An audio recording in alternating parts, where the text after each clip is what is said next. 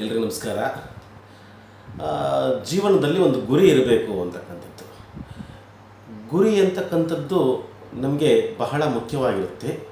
ಗುರಿ ಎಷ್ಟು ಮುಖ್ಯನೋ ಅಂದರೆ ಗುರಿಯನ್ನು ಸಾಧಿಸಿದಾಗ ನಮಗೆ ಆಗ್ತಕ್ಕಂತಹ ಸಂತೋಷಕ್ಕಿಂತ ಗುರಿಯನ್ನು ಸಾಧಿಸುವ ಮಾರ್ಗದಲ್ಲಿ ಆಗ್ತಕ್ಕಂತಹ ಪ್ರತಿಯೊಂದು ಒಂದು ಸಾಧನೆಗಳನ್ನು ಚಿಕ್ಕದಾಗಿರತಕ್ಕಂತಹ ಟಾಸ್ಕ್ಗಳನ್ನು ಪೂರೈಸಿದಾಗ ನಮಗೆ ಅಲ್ಲಿ ಉಂಟಾಗ್ತಕ್ಕಂತಹ ಅನುಭವ ಅಂದರೆ ಗುರಿಯನ್ನು ಸಾಧಿಸುವ ಮಾರ್ಗದ ನಮಗೆ ಸಂತೋಷದಾಯಕವಾಗಿರಬೇಕು.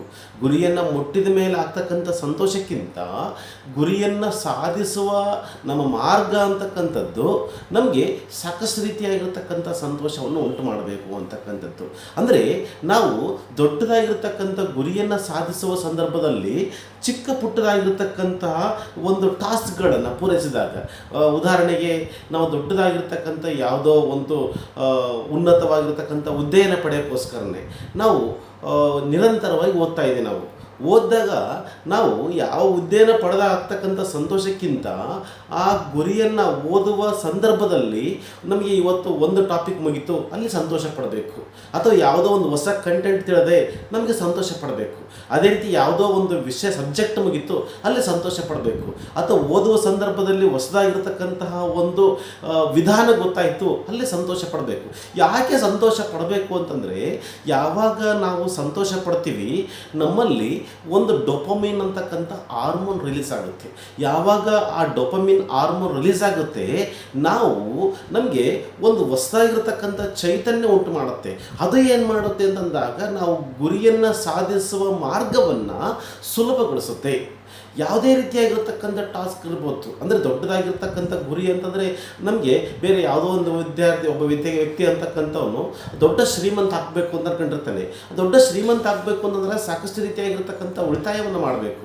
ಉಳಿತಾಯ ಮಾಡಬೇಕು ಅಂತಂದಾಗ ದೊಡ್ಡದಾಗಿರ್ತಕ್ಕಂಥ ಕೋಟಿ ಸಂಪಾದನೆ ಮಾಡಿದಾಗ ಆಗ್ತಕ್ಕಂಥ ಸಂತೋಷಕ್ಕಿಂತ ನಾನು ಇವತ್ತು 1 ರೂಪಾಯಿ ಉಳಿಸಿದೆ ಅಲ್ಲಿ ಆಗ್ತಕ್ಕಂಥ ಸಂತೋಷ, ನಾನು ಇವತ್ತು 5 ರೂಪಾಯಿ ಉಳಿಸಿದೆ ಅಲ್ಲಿ ಆಗ್ತಕ್ಕಂಥ ಸಂತೋಷ, ಇವತ್ತು ನಾನು 500 ರೂಪಾಯಿ ಸೇವ್ ಮಾಡಿದೆ ಅಲ್ಲಿ ಆಗ್ತಕ್ಕಂಥ ಸಂತೋಷ.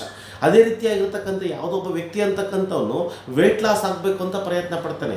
ಈ ವೆಯ್ಟ್ ಲಾಸ್ ಆಗಬೇಕು ಅಂತಂದರೆ ನನಗೆ ಒಂದು ತಿಂಗಳಲ್ಲಿ 10 kg 15 kg ಇಳಬೇಕು ಅಂತ ಪ್ರಯತ್ನ ಪಡೋದಲ್ಲ. ಇವತ್ತಿನ ದಿನ ನನಗೆ ಕೇವಲ 10 kg ಬದಲಾಗಿ ಒಂದು 500 ಗ್ರಾಮ್ ಕಡಿಮೆ ಆಯಿತು, ನನ್ನ kg ಅರ್ಧ kg ಕಡಿಮೆ ಆಯಿತು, ಅಥವಾ 1 kg ನನ್ನ ವೆಯ್ಟ್ ಲಾಸ್ ಆಯಿತು, ಸಂತೋಷ ಪಡಬೇಕು. ಅದೇ ರೀತಿಯಾಗಿ ನಾವು ಗುರಿಯನ್ನು ಸಾಧಿಸುವ ಮಾರ್ಗಕ್ಕಿಂತ ನಾವು ಆ ಗುರಿಯನ್ನು ಸಾಧಿಸುವಲ್ಲಿ ಅನುಭವಿಸಿರ್ತಕ್ಕಂತಹ ಒಂದು ನಲಿವುಗಳು, ಗುರಿಯನ್ನು ಸಾಧಿಸುವ ಮಾರ್ಗದಲ್ಲಿ ಆಗ್ತಿರ್ತಕ್ಕಂಥ ನೋವುಗಳು, ಸಂಕಟಗಳು ನೋಡ್ರಿ. ಇವತ್ತು ಯಾವುದೇ ರೀತಿಯಾಗಿರ್ತಕ್ಕಂಥ ದೊಡ್ಡದಾಗಿರ್ತಕ್ಕಂಥ ವ್ಯಕ್ತಿ ಅನ್ನಬೇಕು ಅಂತಂದರೆ, ಉನ್ನತವಾಗಿರ್ತಕ್ಕಂಥ ಸಾಧನೆ ಮಾಡಿರಬೇಕು ಅಂತಂದರೆ ಯಾವುದೋ ಒಂದು ರೀತಿಯಾಗಿ ಇವತ್ತು ನಾವು ಪೂಜೆ ಮಾಡ್ತೀವಿ. ಎಷ್ಟೋ ರೀತಿಯಾಗಿರ್ತಕ್ಕಂಥ ರಾಮನನ್ನು ಪೂಜೆ ಮಾಡ್ತೀವಿ. ಆ ರಾಮನನ್ನು ಪೂಜೆ ಮಾಡಬೇಕು ಅಂತಂದರೆ ಅವನು ಪೂಜೆಗೆ ಅರ್ಹನಾಗ್ತಕ್ಕಂಥ ಮಾರ್ಗ, ವನವಾಸ ಅನುಭವಿಸಿದ ಏನೆಲ್ಲ ಕಷ್ಟಗಳನ್ನು, ನೋವುಗಳನ್ನು, ಸಂಕಟಗಳನ್ನು, ಮನಸ್ಸಿಗೆ ಆಗ್ತಕ್ಕಂಥ ತೀವ್ರವಾಗಿರ್ತಕ್ಕಂಥ ವೇದನೆಗಳನ್ನು ಅನುಭವಿಸಿದ.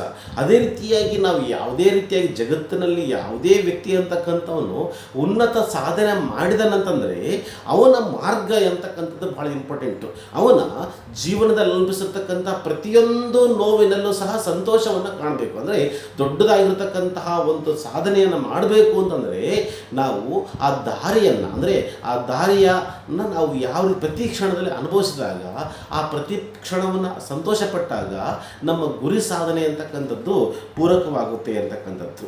ನಂತರ ಎಂತಹ ಕಷ್ಟದಾಯಕ ಸನ್ನಿವೇಶ ಬಂದರೂ ಸಹ ಅದನ್ನು ಸಂತೋಷವಾಗಿ ನಾವು ಸ್ವೀಕರಿಸಬೇಕು ಅಂತಕ್ಕಂಥದ್ದು.